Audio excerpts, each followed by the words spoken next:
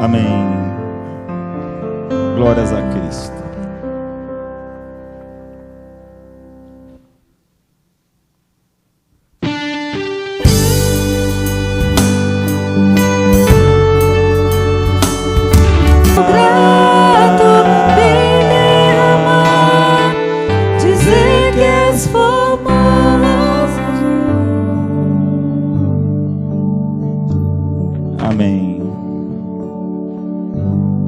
Glórias ao Senhor Jesus. Vamos estar orando. Convido você a fechar os teus olhos, curvar sua fronte e estar orando conosco.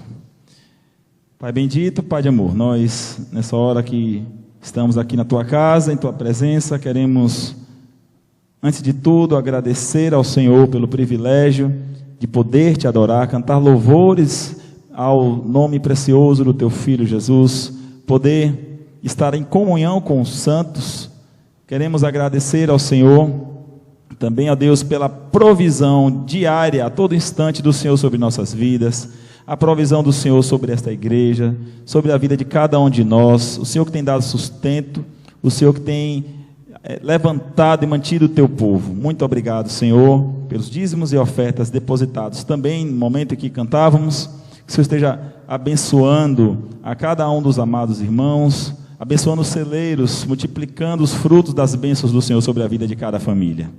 Deus, também rogamos ao Senhor que nos perdoe assim os nossos pecados e faltas que temos cometido contra o Senhor, para que possamos, ó Pai, estarmos alvos à Tua presença, e nesse momento especial que logo mais estaremos ouvindo a Tua mensagem, que o Senhor fale através da minha vida, como pregador nessa noite, esteja trazendo a mensagem que vem do alto trono dos céus, do Senhor, para cada um de nós. Esta é a nossa oração, em nome e para a glória de Cristo. Amém. Amém. Os irmãos podem se assentar. Nesse instante, vamos ouvir a palavra de Deus, através da exposição da sua palavra, pastor Pedro Aragão.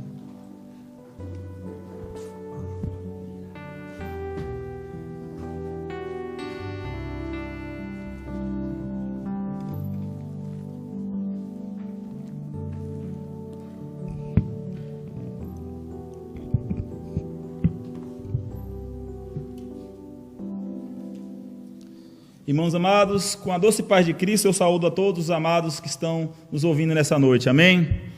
Também àqueles que estão nos ouvindo não somente aqui no templo, mas também em seus lares, através do nosso canal da igreja no YouTube, né? Igreja Presbiteriana de Campo Formoso, é o nome do nosso canal, e também aqueles que estão nos acompanhando em diversos lugares, através da Rádio 98 FM, Você pode estar em casa, ou de repente no carro, talvez até no ambiente de trabalho, mas a minha oração, o meu desejo é que você esteja atento à voz do Senhor nesse momento, que é o momento mais sublime do encontro do povo do Senhor na sua casa, que é o momento de ouvirmos a voz do Senhor, a pregação da sua santa palavra. E mais uma vez, como eu costumo sempre dizer, é com muita alegria que nós retornamos à casa do Senhor, e que cada vez mais esse momento se multiplique,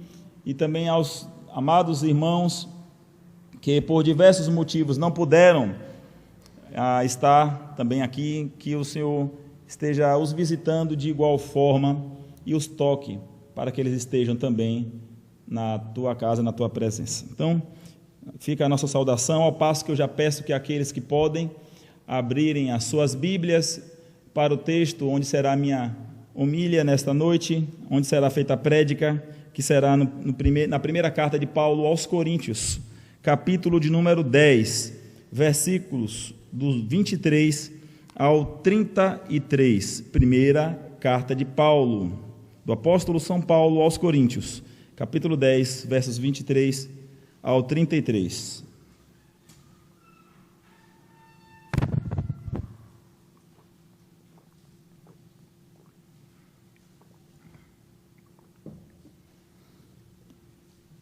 Estaremos meditando sobre o seguinte tema: seja um cristão relevante no mundo.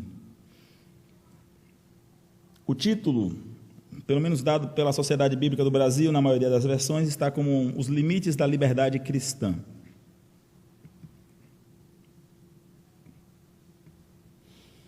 Todas as coisas são lícitas, mas nem todas convêm.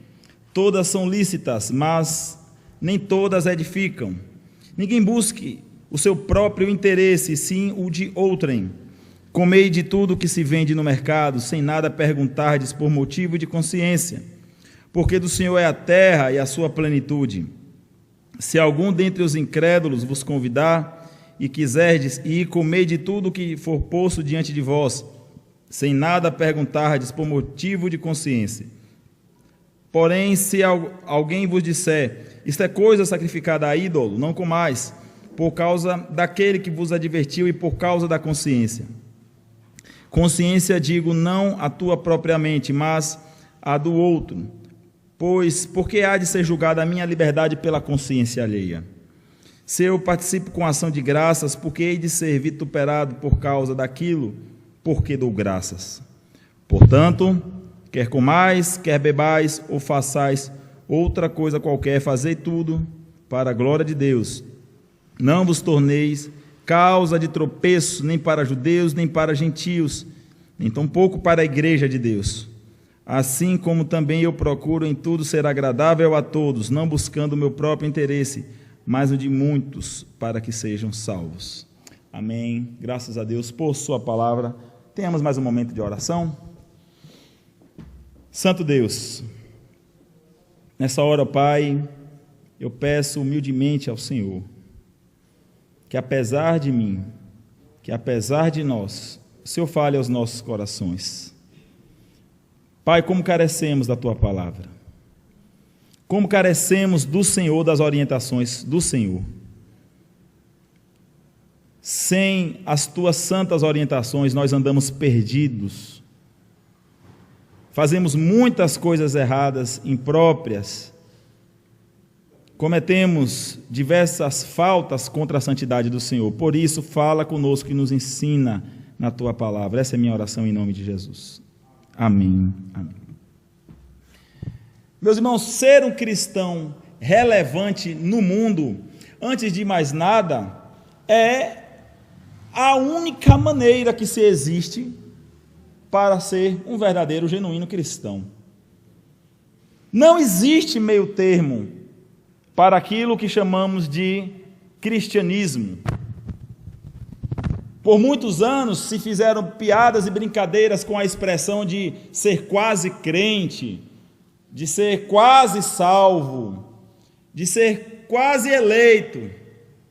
Mas nós sabemos que, apesar destas falas, apesar destes conceitos, todos eles são inculcados justamente na certeza de que o quase crente, de que o quase salvo, de que o meio crente, na verdade, não é um crente, não é um cristão, não é um salvo, não é um eleito, não é participante das coisas do reino do Senhor. Olhar para nós com o desafio de nós sermos cristãos relevantes no mundo, traz logo para nós em mente alguns versículos que são versículos chaves. Eu sei que são versículos de conhecimento de todos, como, por exemplo, ser sal da terra e ser luz do mundo, como diz o Senhor Jesus no Sermão da Montanha, ou como diz o apóstolo Paulo também aos Romanos, capítulo 12, não vos conformeis com este mundo, ou não vos conformeis com este século. E também 1 Pedro nos diz, sede santos, pois sou santo. Ou seja, todas essas orientações devem ser fundamentos indispensáveis para todo aquele que se diz cristão, todo aquele que se define como um servo, um genuíno, um verdadeiro servo do Senhor. Se nós formos considerar estes princípios bíblicos, nós certamente não teríamos prazer em estar cometendo alguns pecados, algumas faltas, alguns erros, inclusive muitas vezes conscientemente, propositadamente, satisfatoriamente, quando nós, de alguma forma, imaginamos que os nossos erros, que os nossos pecados podem, por exemplo, primeiro, não ser talvez tão nocivos a Deus. Talvez o meu pecado seja leve, eu acho que não é muito pesado. Segundo, talvez possa vir à mente daqueles que pensam assim de uma maneira bastante superficial, é que Deus possa estar muito ocupado com alguns pecados de repente maiores, de alguns pecados mais graves. Será que Deus de fato vai ter preocupação com os meus pecados, sendo que tem assassinos aí fora, sendo que tem abortistas aí fora, sendo que tem homossexuais, sendo que tem todos os tipos de tragédia, de pecado, de culposidade contra o Senhor? Será que o meu pecado vai ser visto no grande julgamento do Senhor? Ou então uma terceira via de pensamento, né? Sendo Deus uma pessoa muito boa, bondoso, amoroso, um pai de amor, um pai gracioso, certamente Ele não vai se importar que eu peque mais uma vez e mais outra vez, e que eu viva cometendo pecados, abusando da graça que me foi concedida através de Cristo Jesus. Todo este engano filosófico de pensamento tem levado muitos crentes à depressão espiritual, que não é aquela depressão que conhecemos do fator psíquico, quando nós, por alguns motivos até de repente acumulativos, viemos a falecer, mas a depressão espiritual é aquela morte, aquela sensação de morte espiritual, de afastamento de Deus, de ausência de Deus. Eu estou falando do salvo, do crente, do eleito, que às vezes em suas orações não sente mais a presença de Deus, que às vezes nos seus louvores não sente mais a presença do Senhor, que às vezes está na igreja e no momento do cantar o hino está meramente olhando para as paredes ou para os cantores, ou quando está louvando um cântico, as frases, quando estão sendo cantadas, estas frases não têm sido debulhadas, não têm sido meditadas. Aquilo que está sendo cantado é como se fosse apenas mais uma frase e não necessariamente uma verdade, algo que você esteja com vontade mesmo de estar cantando, porque os cânticos, porque os hinos, eles servem para trazer para nós o auxílio no processo daquilo que nós estamos louvando ao Senhor. Por isso, cuidado de nós, pastores, com o grupo de louvor, estarmos olhando as letras dos cânticos que são cantados, estamos filtrando cânticos que são novos, que estão chegando. Os adolescentes aqui da igreja são testemunhas do quanto eu sou bastante criterioso, porque é com muita frequência que muitos deles chegam com olha que cântico legal, que música massa, e olhando a sua teologia, olhando o ensino, olhando às vezes algo desconexo da verdade. Eu posso dizer aqui que 10% se salva.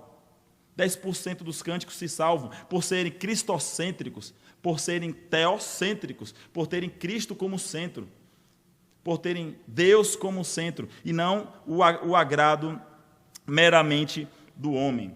E falando ainda sobre a importância de ser um cristão relevante no mundo, nós só seremos cristãos relevantes no mundo se nós formos considerar atentamente para a palavra do Senhor aquilo que ela diz, as Sagradas Escrituras, ser o modelo de um santo do Senhor, de um filho verdadeiro, de um servo verdadeiro.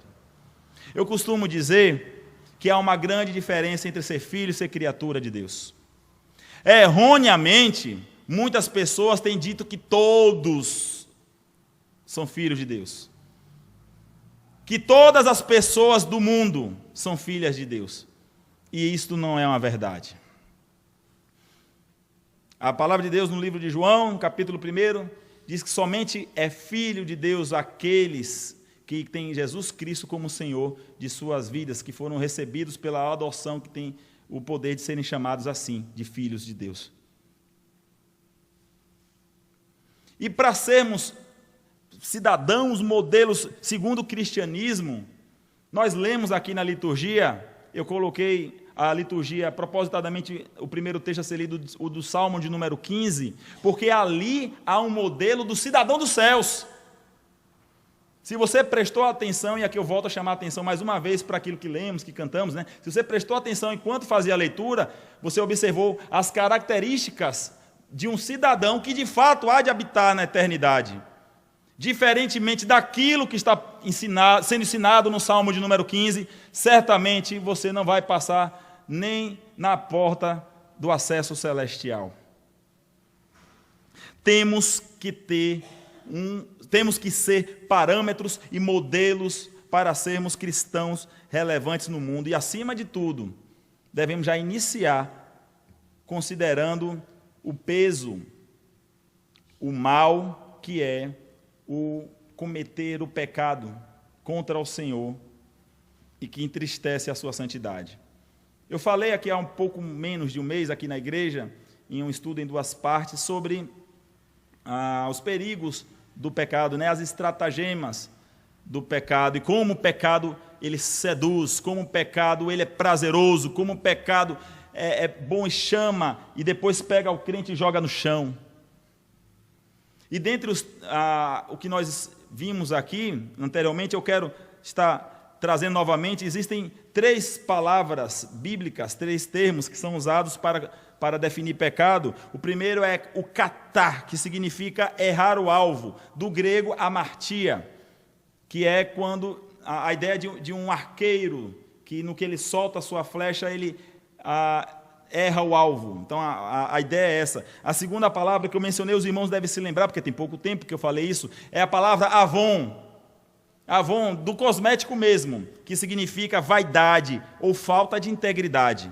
Porque a ideia da vaidade é uma falta de você ser íntegro, sincero com você mesmo. Você não se aceita, por isso você é vaidoso. A ideia dos produtos dos cosméticos são justamente essa, a não aceitação. E o pechá, outra expressão, que é uma revolta contra toda e qualquer autoridade legítima.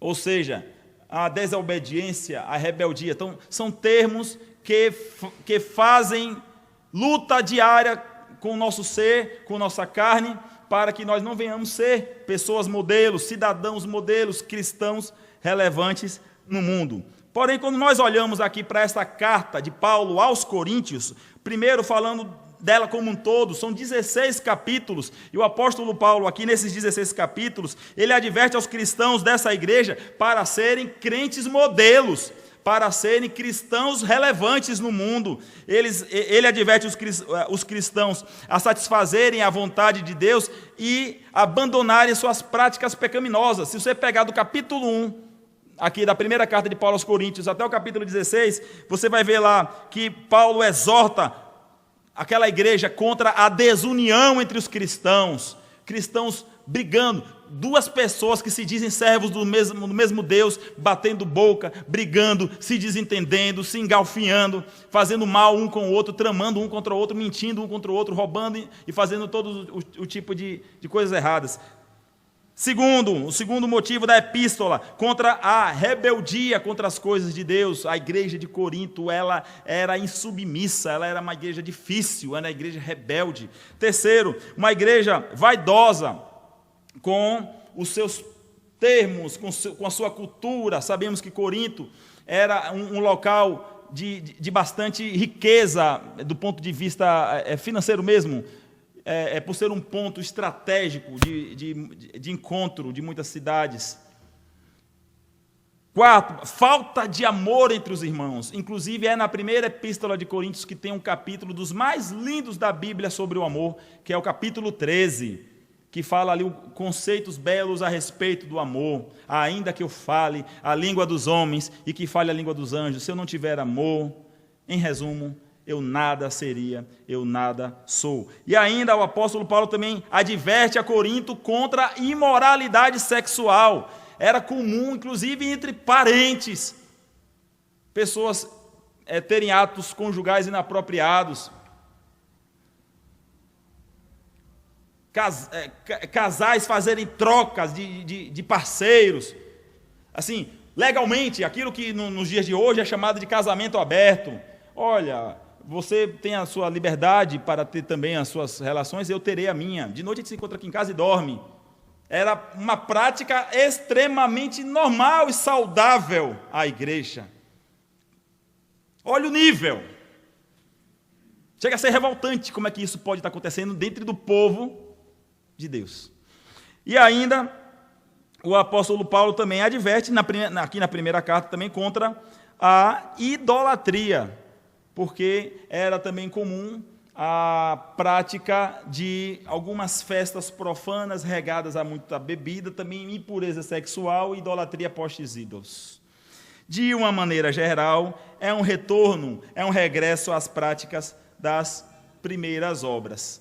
Então, o que o apóstolo Paulo quer ensinar em toda a carta é que o povo daquela igreja que serve isso para nós seja um povo modelo, sejam cristãos modelos e relevantes para a sociedade. E agora, olhando só para esse texto, considerando então esse pequeno texto, somente aqui, eu peço que você mantenha os seus olhos somente para essa pequena perícope, esse pequeno fragmento. Nós podemos aprender a ser um cristão modelo, um cristão relevante, justamente aprendendo o que faz com que o cristão deixe de ser um cristão relevante. O que é que faz com que o cristão deixe de ser um cristão modelo?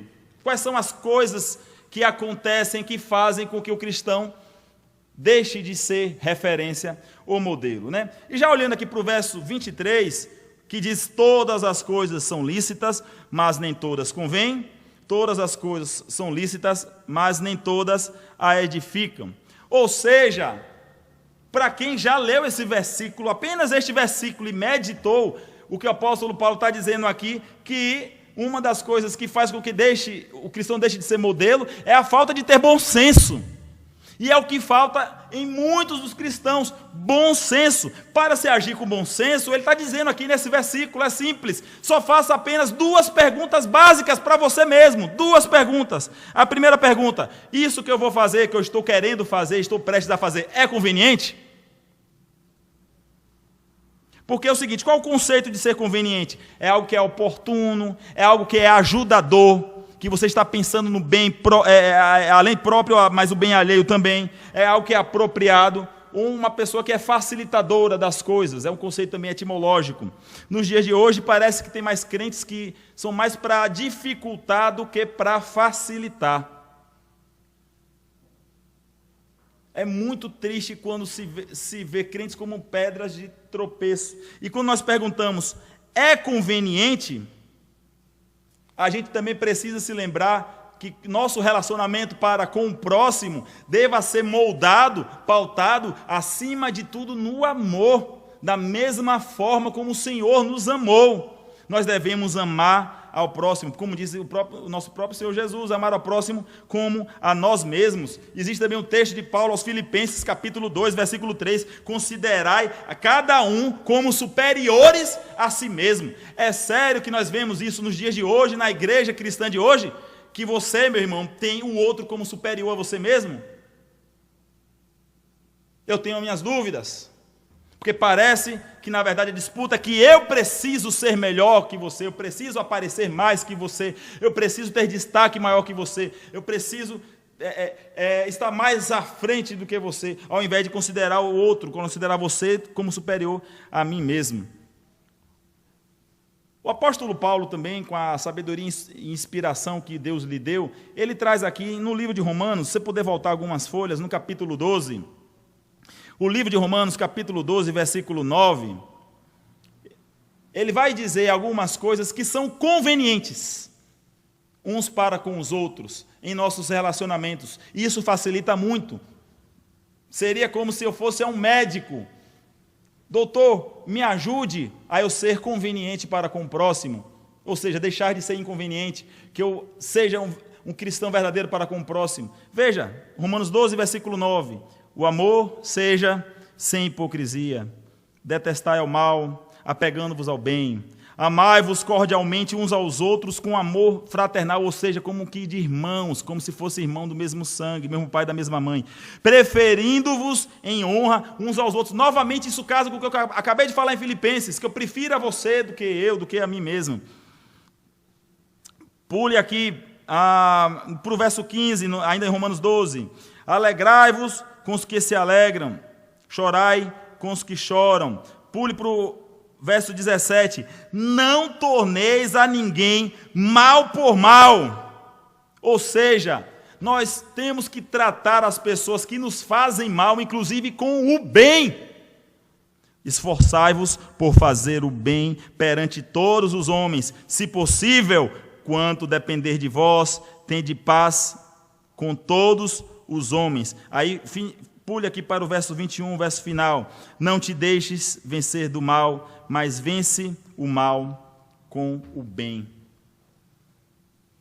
Está aqui uma bela receita sobre ser um cristão modelo, um cristão relevante, um cristão diferente para a sociedade. Mas eu falei que são duas perguntas. A primeira pergunta que você deve fazer em qualquer coisa que você estiver desejando fazer, ou envolvido, ou num relacionamento com alguém, primeiro é essa: é conveniente? Mas olhando ainda para o verso 23, tem uma segunda pergunta, né? Porque o versículo todas as coisas me são lícitas, mas nem todas me convêm, todas são lícitas, mas nem todas edificam. A segunda pergunta é: isto é edificante?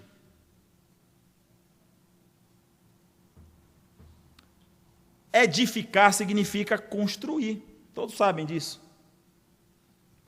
Agir com bom senso, uns com os outros, se reflete diretamente na forma como nós ajudamos e contribuímos com o crescimento do próximo. São raras as pessoas nos dias de hoje, cada vez mais raras as pessoas que se aproximam para somar, para dar, para ajudar, para levantar, para fazer a outra construir. Veja que o verso 24 dessa mesma passagem corrobora com esse fato, né? Não busque o seu próprio interesse, e sim o de outrem, ou seja, o interesse do próximo acima do seu mesmo.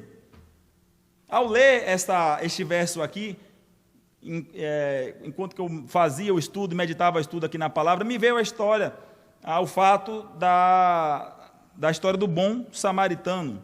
A gente não pode afirmar necessariamente ser uma parábola, porque o Senhor Jesus não inicia o texto de Lucas 10 ali dizendo que se trata de uma parábola. É uma história, de fato, e não uma parábola. Mas o que é que nós aprendemos com essa história do bom samaritano? De que era uma pessoa que tinha o outro como superior a si mesmo.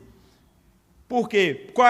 Quais eram as características daquele bom samaritano? Era uma pessoa desprendida, uma pessoa abnegada, uma pessoa que foi edificante na vida de um desconhecido.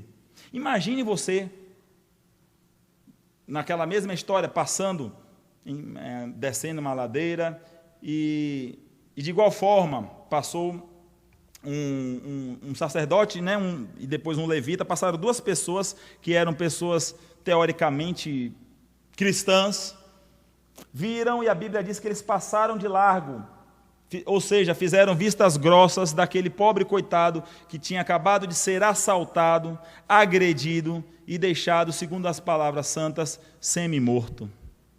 Mas o bom samaritano não se importou em: vai me atrasar para os meus compromissos, eu vou pegar a pessoa suja. Entre um pouquinho na história, assim, a pessoa de repente toda ensanguentada. A minha blusa Calvin Klein não merece isso. E ainda pegou a pessoa, cuidou de suas feridas, o pôs em seu animal, levou para uma hospedaria, e como se não bastasse, chegou lá, acertou a conta, disse: eu vou continuar seguindo viagem, quando eu voltar, se ele precisou de mais, eu venho acertar com você ainda o outro tanto que ficar devendo. Mas eu tirar algo de mim, ainda mais com o nosso Deus dinheiro, para ajudar alguém? Não, pastor, o senhor está pedindo demais. Pastor, isso é muito. Pastor, o salário mínimo está só R$1.000 há mais de 20 anos. Não dá para hospedar uma pessoa numa enfermagem, pagar um apartamento e botar na minha conta. Pois bem, sigamos, inventamos nossas teorias e o nosso Salmo 151 em diante, achando que vamos enganar a Deus.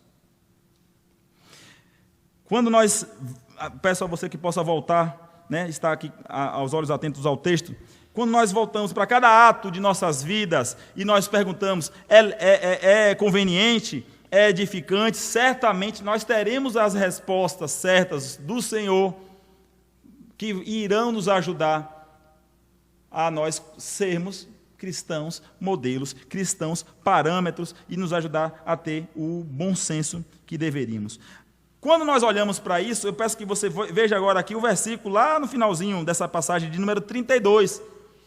Mesmo que dando um pulo, eu ainda voltarei para outros versículos intermediários, mas mesmo que dando pulo, veja que interessante o que é que a palavra de Deus nos diz no verso 32. Não vos torneis causa de tropeço, nem para judeus, ou seja, os judeus a que ele está se referindo aos conterrâneos, nem para os gentios, ou seja, para os incrédulos mesmo, e nem para a igreja de Deus, ou seja, para os cristãos. Então, a única maneira de não se tornar causa de tropeço, causa de escândalo, causa de vergonha, é nós agirmos segundo o bom senso nos remete, pegando aqui a ponte do versos 23 e com esse agora 32. Mas existe ainda um segundo ensino bíblico, ainda nessa passagem, que faz com que o cristão deixe de ser relevante no mundo. Dos versos 25 ao 29, o apóstolo Paulo aqui, ele nos chama a atenção, um alerta para a perda da consciência moral, que é um mal que tem acontecido com uma grande frequência e com uma extrema gravidade no cristianismo nos dias de hoje. A perda da consciência moral. Não há praticamente mais o ardor, o pesar, a responsabilidade dessa consciência moral tão importante para o cristianismo. Veja aqui, olha, os versos 25 ao 29. Comei de tudo que se vende no mercado, sem nada perguntardes, por motivo de consciência. O apóstolo já fala aqui a primeira vez a palavra consciência. Ele vai falar mais outras 3 vezes. E nós vamos fazer uma ponte com esse tipo de consciência. Porque do Senhor é a terra e a sua plenitude. Aqui ele está citando Davi, tá? O Salmo 24, versículo 1. Verso 27. Se algum dentre os incrédulos vos convidar e quiserdes ir, comei de tudo o que for posto diante de vós, sem nada perguntardes, por motivo de consciência novamente. Veja que a consciência está sendo uma daquelas responsáveis justamente pelo comportamento cristão. Verso 28. Porém, se alguém vos disser, isto é coisa sacrificada a ídolo, não comais, por causa daquele que vos advertiu e por causa da consciência. Outra situação que ele está revogando aqui, mas vocês sejam conscientes, estejam com a moral da consciência ativa. Próximo verso, 29. Consciência digo, não a tua propriamente, mas a do outro, pois por que há de ser julgada a minha liberdade pela consciência alheia? Estes 5 versículos, meus irmãos, que nós lemos, eles lidam com 2 tipos de consciência moral. Foram 5 versículos, foram algumas ocasiões, mas são 2 tipos de consciência moral que nós precisamos estar atentos, senão não seremos cidadãos, modelos, cristãos relevantes. Qual é o primeiro tipo de consciência moral? A autoconsciência. É lógico. A minha consciência. Tem pessoas que, no que cometem alguns pecados contra o Senhor, a sua consciência já não mais o acusa, já não há mais a tristeza pelo pecado, como o salmista Davi, em alguns salmos, em especial, nós conhecemos o 32, o Salmo 103, o Salmo 51, salmos em que ele lamentava, era quase que uma palavra de ódio a si mesmo por ter cometido pecado contra o Senhor, porque a sua autoconsciência sabia que aquilo apontava contra a santidade daquele a quem ele amava. Isso é amor. Olhar para a autoconsciência, nós já vemos aqui que o apóstolo Paulo apela no verso 26, e nos traz revelado, nesse versículo que eu mencionei, ser paralelo com o Salmo 24, versículo 1, é aqui revelado o conhecimento da teologia da grandeza e da soberania de Deus. Se nós tivermos a consciência deste princípio teológico da grandeza e da soberania de Deus, a nossa consciência própria, autoconsciência, ela será mais ativa. Porque quando nós sabemos mais sobre Deus, o seu poder, o seu senhorio, quanto mais aprendemos dele, quanto mais se achegamos a ele, menos brincamos de ser crentes, menos brincamos de fingir cristianismo, porque, como diz o verso, do Senhor é a terra e toda a sua plenitude. Ou seja, ao saber que Deus é soberano, que Deus é grande e que é o dono de todas as coisas, nós podemos crer e descansar nele, e isso a nossa consciência está cativa, então, a ele mesmo. Porque dele é todas as coisas. O contexto aqui estava mencionando sobre o cristão de repente se alimentar, comer alguma coisa que veio do mercado e que por algum tipo, eu estava lendo o comentário de Calvino sobre essa passagem, menciona que eventualmente possa ser um supermercado que já tem uma tradição de trabalhar com objetos sacrificados a ídolo. Você não compre naquele mercado não, que aquele mercado com aquele nome lá, aquele mercado naquele lugar, costuma ter coisas sacrificadas. Mas meu Deus é o dono de todas as coisas. O meu Senhor que é o dono de tudo, e toda comida é dele, e tudo que eu me alimento é dele, a glória é dele, a minha vida é descansada nele, a minha consciência está cativa a ele. Mas o que vemos, na verdade, no cristianismo de hoje, são muitos crentes demonizando comidas. É uma piada, crente demoniza instrumento musical, esse instrumento é de Satanás. Como músico, eu me sinto ofendido de dizer que há instrumento de Deus e instrumento de Satanás. Como tem assim, como assim instrumento do diabo? O diabo só é pai de uma coisa que a Bíblia fala, da mentira. Demonizam instrumentos, comidas, demonizam músicas seculares. Peguei um trecho do que Calvino diz sobre essa passagem, ele fala assim, no comentário de João Calvino, sobre esse texto: a ofensa ao próximo vem quando as coisas neutras em si mesmas foram manuseadas indiscriminadamente. Podemos, sim, comer de tudo segundo o nosso aprazimento, com consciência pura, pois Deus o permite. Mas a esfera da liberdade é alterada na prática para evitar danos contra pessoas de consciência delicada. Em outras palavras, eu li aqui ipsilitre, como está lá no comentário, mas em outras palavras, não há o erro, não há o mal, não há o pecado, não é o problema do acarajé, da baiana tal, mas é o problema da consciência já do outro. Isso já faz o gancho com o segundo tipo de consciência que eu falei, que estes 5 versículos falam. A primeira é a autoconsciência. E, já fazendo essa ponte, temos também que nos preocupar com a consciência alheia. De fato, precisamos. Não para ser escravo da consciência alheia, é óbvio. Eu não vou viver a minha vida só baseando no que é que os outros vão pensar, no que é que os outros vão achar. Também eu não vou viver a minha vida irresponsavelmente, não me importando com o que é que os outros vão pensar, com o que é que os outros vão achar. Temos que ter a devida prudência. Quando olhamos o cuidado que o apóstolo Paulo menciona nessa passagem, por causa da pessoa incrédula, por causa daquela pessoa que advertiu com relação àquela comida, ele nos faz parecer, dá um conselho santo: recue, decline, por causa da consciência da outra pessoa. Voltando aqui para Romanos 14, tem uma passagem aqui de Paulo, nos versículos do 1 ao 3, que é justamente uma passagem que casa perfeitamente com isso, e até, de repente, mais claro sobre essa questão da consciência alheia. É o que diz Romanos 14. Aí você volta algumas folhinhas, né? Acolhei ao que é débil na fé, não, porém, para discutir opiniões. Então, por aí você já vê a orientação, né? Não ficar batendo boca, discutir opiniões. Acolher, sabe o que é acolher? Você receber, entender, compreender e não deixar pesar. Versículo 2. Um crê que de tudo pode comer, mas o débil come legumes. Quem come, não despreze o que não come. E o que não come, não julgue o que come, porque Deus o acolheu.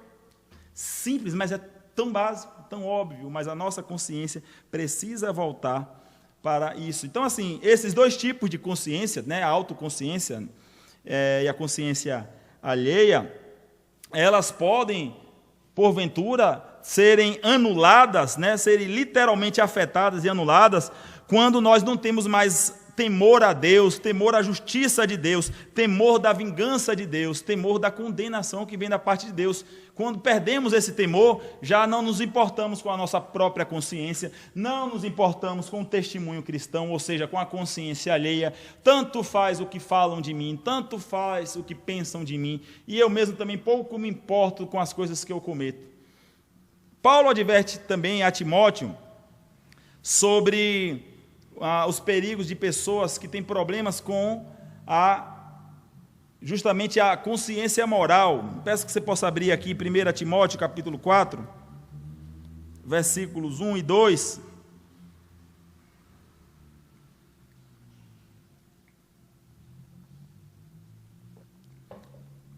O apóstolo Paulo, ele adverte justamente sobre essas pessoas que já perderam esses dois tipos de moral, a consciência tanto alheia quanto a consciência própria.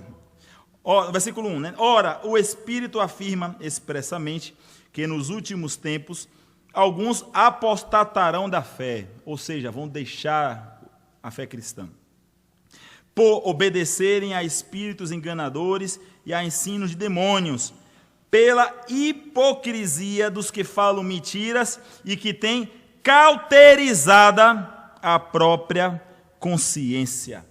Cauterizada a própria consciência. Pegando aqui, esmiuçando essa expressão, cauterizar vem de marcar com a queima, com a brasa, com fogo, é trazer uma marcação, inclusive é uma expressão muito usada para aquelas marcas que os vaqueiros fazem no seu gado, bota as letras dos donos. Então a ideia de cauterizar é que já está queimado, já está ferido, a mente já não traz mais apelo à sua própria consciência. Ou seja, quando olhamos a ideia de mente cauterizada daqueles que apostataram da fé, que na verdade é a consequência natural de quando vivemos sem a consciência, sem a autoconsciência, sem bom senso, sem a consciência alheia, automaticamente nós vamos perdendo nossas consciências, tanto moral quanto alheia, bem como também a nossa necessidade cristã de arrependimento. Porque quem tem a mente cauterizada não julga que está em pecado, que está pecando ou que seu pecado seja grave. Portanto, não há uma necessidade na cabeça deste de se arrepender. É triste que muitos crentes têm a mente cauterizada. Pecam, e poucos se importam. Brincam com Deus, que hoje eu faço, depois eu peço perdão de novo, porque Deus é bonzinho, vai me perdoar de novo, e eu faço. E faz, como eu disse anteriormente, propositadamente, conscientemente. Eu erro conscientemente, com prazer contra Deus. Coração miserável. Por fim, existe ainda mais um ensino bíblico nesse texto, meus irmãos, olhando agora voltando para o texto de 1 Coríntios, que faz com que o cristão deixe de ser relevante no mundo, que é viver uma vida sem propósitos. O verso de número 31 é uma das passagens das mais belas na Bíblia. Eu tenho alguns versículos, irmãos, que são versículos do meu coração, assim, daqueles preciosos. Este é um dos. Diz assim o verso 31, portanto, quer comais, quer bebais, ou façais outra coisa qualquer, fazei absolutamente tudo para a glória de Deus. Sabe o que significa isso? Significa que você sabe para que você veio aqui na terra. Porque se nós pudéssemos pegar um grande microfone, uma grande caixa de som e perguntasse para todo mundo, você sabe por que é que você nasceu? Você sabe por que é que você veio ao mundo? Você sabe por que é que Deus te trouxe? Será que todas as pessoas sabem e entendem qual é a razão de suas vidas, qual é a razão de suas existências? Se pudéssemos perguntar para toda a humanidade, certamente ouviríamos tantas opções, mas eu temo que seria a minoria, ou talvez não ou até nenhuma, pudesse vir com o entendimento de que o propósito de que o homem nasceu, de que cada um de nós nasceu, foi somente um, e apenas um único propósito, que é glorificar a Deus, adorar a Deus, viver para a sua glória, como diz a primeira pergunta do breve catecismo de Westminster, que nós aprendemos na classe de catecúmenos. Este é o fim principal do homem, viver para a glória de Deus.